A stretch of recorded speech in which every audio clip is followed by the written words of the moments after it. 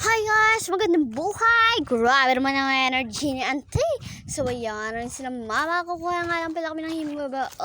Pang ulam. At may nakita rin kami dyang alibangbang. Ay, yung mga daon na yan, huwag yun na yan pansinin.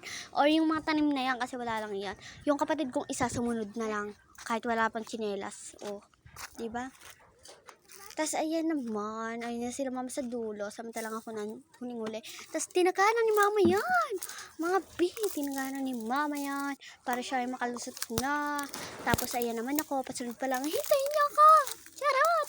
Charot lang mga bi. Kaya ko yan. Grabe. So ayan, tingnan nyo naman, may kinuha ko dito. Yan yung bulaklak ng himbabaw. Himbabaw nga pala itawag sa amin yan, yung bulaklak. Kahit hindi siya parang bulaklak, pero siyang uod. Yan. Tapos si mama umakyat na, kasi magaling daw siya umakyat nung bata siya. Go, mama! Kwento mo yan. Tapos ayan. Ito ba, mama? Yung talbos.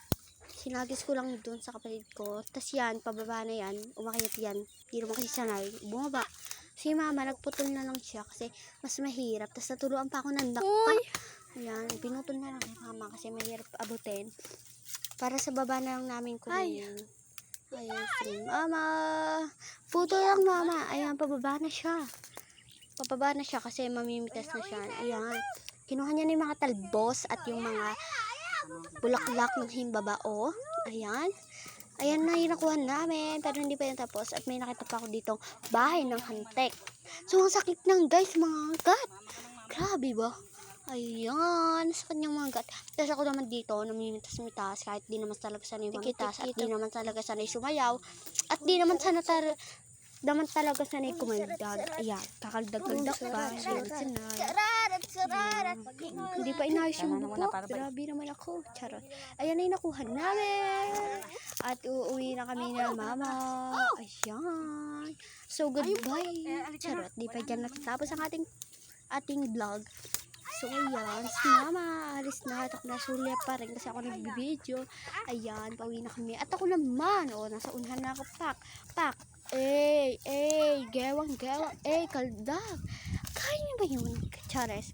Ayan, pag ganyan lakad, di naman sanay kumaldag, kumakaldag.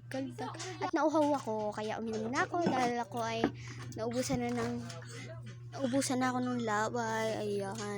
Ayan si mama, binuhos niya na. At tinan nyo, yan lang yun. Medyo makunti lang talaga yung nakuha namin ng bulaklak. Kasi sa talbos, tinan nyo yung talbos marami. Kasi kunti lang talaga yung bulaklak. Parang, nahulog na kasi. Ayan, tinan nyo, parang siyang uod. Hindi ko lang kung ano yung pagkakaiba nila. So, yun lang guys. Bye-bye. Thank you.